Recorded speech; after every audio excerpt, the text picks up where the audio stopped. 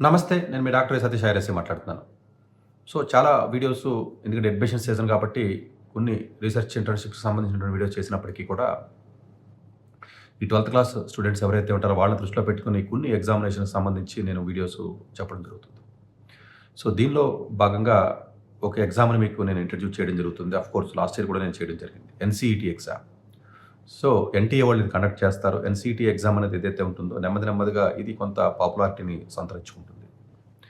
బేసికల్‌గా 2030 సంవత్సరానికి మన భారత ప్రభుత్వం ఎట్టి పరిస్థితుల్లోనూ టీచర్స్‌కి ఒక స్టాండర్డైజ్డ్ క్వాలిఫికేషన్ కావాలి అనే ఉద్దేశంతో ఈ న్యూ ఎడ్యుకేషన్ పాలసీ ఇంప్లిమెంటేషన్ అయిన తర్వాత తీసుకొచ్చినటువంటి ఒక చాలా మార్పులలో ఇది కూడా one of the major change కింద మనం చెప్పుకోవాలి.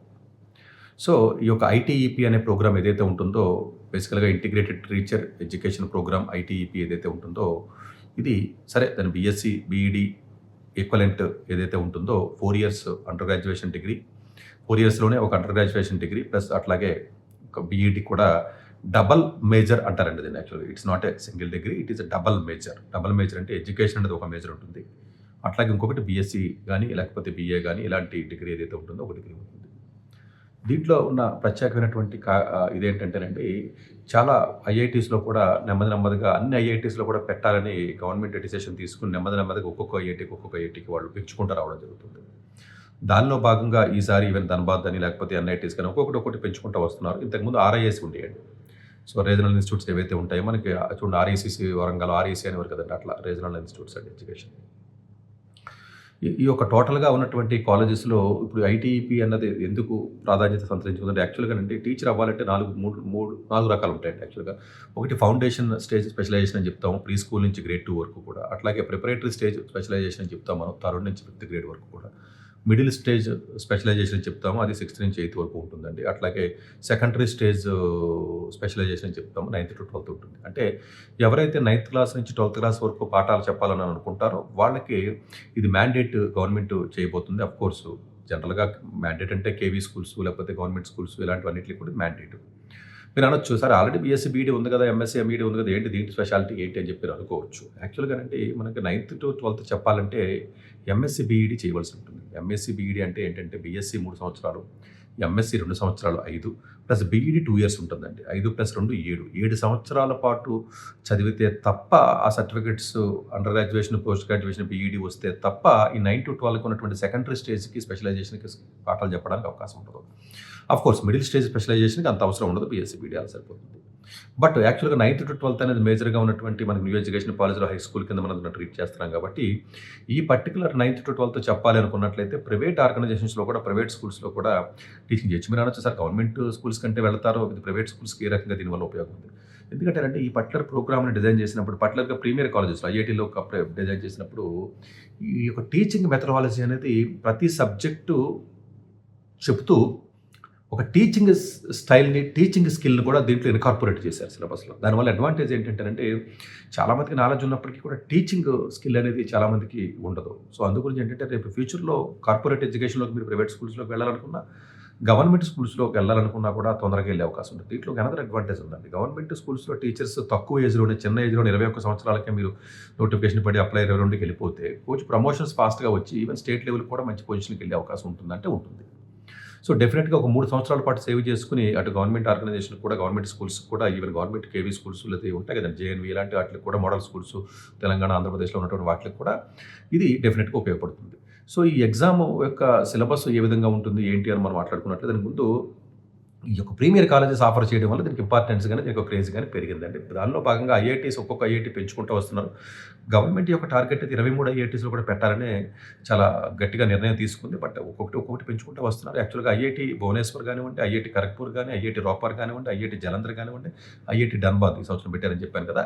ఈ యొక్క 5 ఐఐటీస్‌లో కూడా ఈసారి మనకు పెట్టడం జరిగిందండి. అలాగే ఈ ఎన్ఐటీస్ మనం తీసుకున్నట్లయితే మనకు పక్కన ఉన్నటువంటి వరంగల్ తీసుకోండి, లేకపోతే కాలికట్ తీసుకోండి, అగర్తల తీసుకోండి, ఆల్మోస్ట్ మీకు తిరుచి కానివ్వండి, లేకపోతే పాండిచ్చేరి కానీ ఇవన్నీ ఏవైతే మీకు ఉన్నాయో ఇవి మనకి జలంధర్ ఇవైతే ఉన్నాయో ఇవన్నీ కూడా మనకి ఎన్ఐటీస్‌లో పెట్టడం జరిగిందండి. అట్లాగే ఇది కాకుండా ఆర్ఐఎస్ అంటామండి. ఆర్ఐఎస్‌లు చాలా ఉన్నప్పటికీ కూడా మోస్ట్ ప్రెస్టీజియస్ కొంచెం క్వాలిటీ ఉన్నటువంటి ఆర్ఐఎస్ మనం చూసుకున్నట్లయితే జనరల్‌గా మైసూర్ అందరికీ తెలిసిందే. చాలామంది టీచర్స్ కొంచెం అవగాహన ఉన్నవాళ్ళు మైసూర్ ఆర్ఐ అంటే అందరికీ తెలిసిందే. ఒకప్పుడు అవే.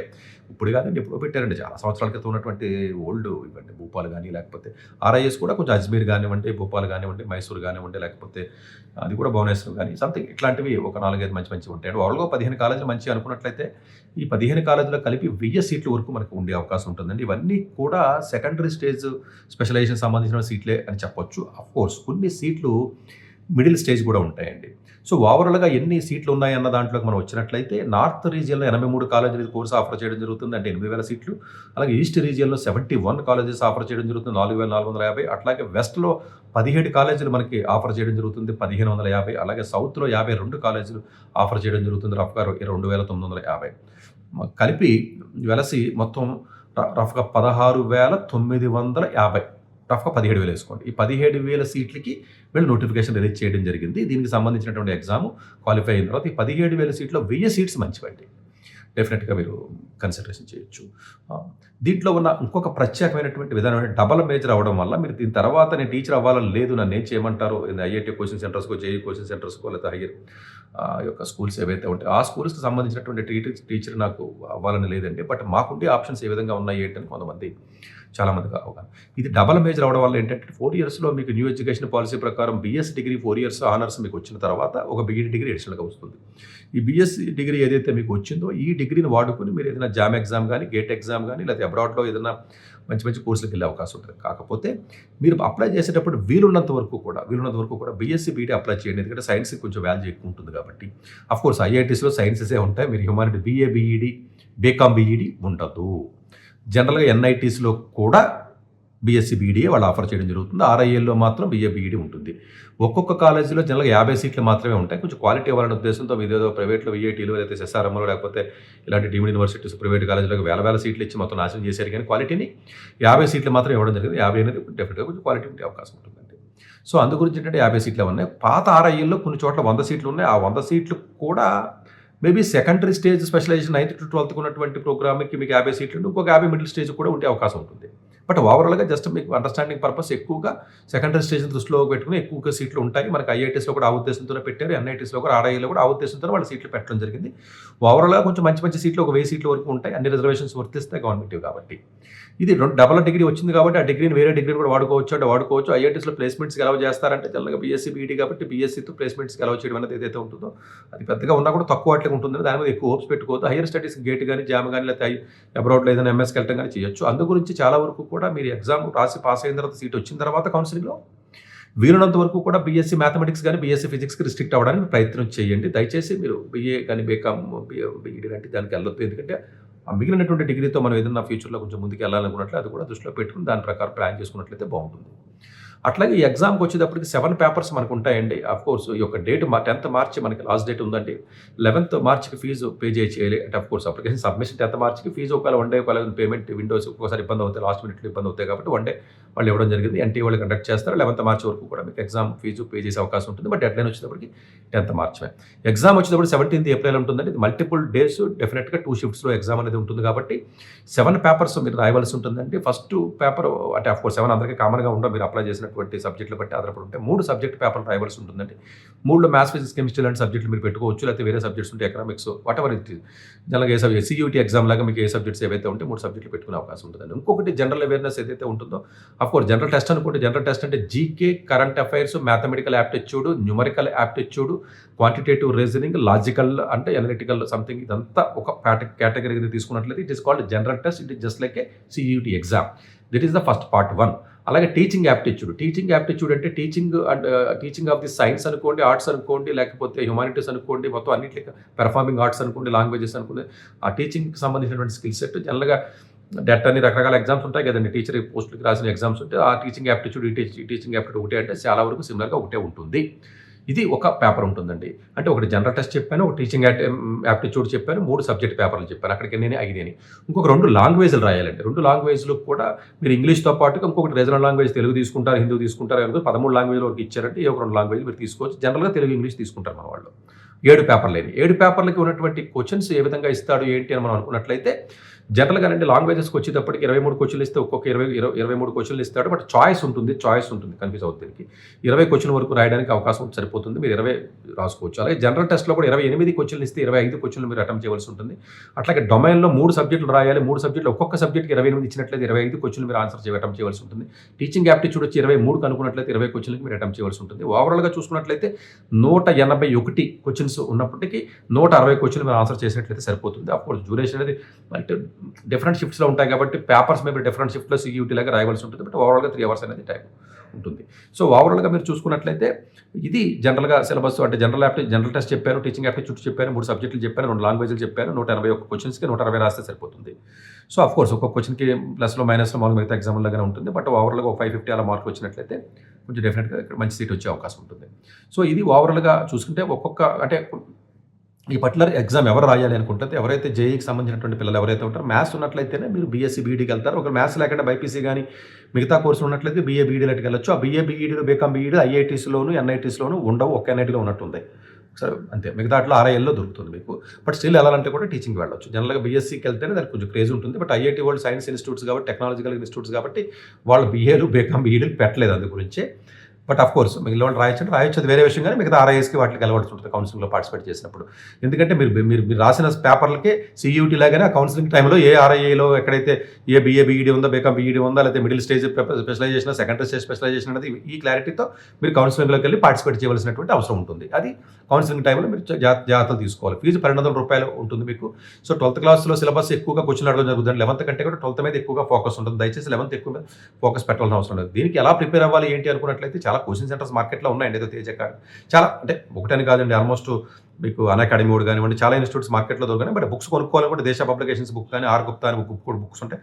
ఆ బుక్స్ తీసుకుని ప్రిపేర్ అవ్వండి. మోస్ట్లీ ఒక 30 డేస్ నుంచి 40 డేస్ ప్రిపేర్ అయితే సరిపోతుంది. 17th ఏప్రిల్ కాబట్టి మీకు అన్ని రోజులు కూడా లేవండి. ఒక 1 మంత్ టైం ఉంది. ఎవరైతే జేఈ సరిగ్గా డిజాస్టర్ అయిపోయి సరిగ్గా రాలేదో కొంచెం మంచి మార్కులు సరిగ్గా రాలేదు దయచేసి మళ్ళీ జేఈని ట్రై చేయకండి రా బాబు. జేఈ రాసినా కూడా మీకు వచ్చే అవకాశాలు తక్కువ ఉంటాయి. ఇక్కడ 70% 50% అడవడం చూడండి మనం జేఈకి వీడియో చేస్తే కింద కామెంట్ చూడండి. మా అమ్మాయికి 5% వచ్చింది. ఇప్పుడు సెకండ్ షిఫ్ట్లో ఇంప్రూవ్ అవ్వాలంటే సలహా అన్నాడు. 5% వచ్చినోడికి ఇంప్రూవ్ అవ్వడానికి సలహా ఏంటండి? ఒక్కసారి ఆలోచించేయండి. ఇప్పుడు నేను ఏదో తిట్టానని చెప్పి నన్ను అనుకుంటారు తప్పు కదండి. 5% వచ్చిన స్టూడెంట్కి మళ్ళీ ప్రిపేర్ అవ్వడం ఏంటండి? దయచేసి అలాంటివన్నీ అర్థం చేసుకుని మీరు వేరే ఎగ్జామ్కి వెళ్ళండి. ఎమోషనల్గా నాకు ఈ ఎగ్జామే కావాలి ఆ ఎగ్జామే కావాలని చెప్పేసి కోచింగ్ సెంటర్ వాళ్ళని పోషించి లేదా వాళ్ళని మీరు ఏదో ఉద్ధరించాలని చెప్పి అనవసరంగా వాళ్ళ ట్రాప్లో పడటం తప్ప ఈ ఐఏఎస్లు ఐఐటీలు అన్న క్రేజ్ ఏదైతే ఉంటుందో అందరికీ వర్కౌట్ అవ్వదు. దయచేసి వేరే ఆప్షన్స్ కూడా వెతుక్కోమని చెప్తున్నాం. వేరే ఆప్షన్ చెప్పమని ఊరికి తింటా ఉంటారు. ఇది వేరే ఆప్షన్ చెప్పాను. ఇది చెప్పినా మీకు నచ్చదు.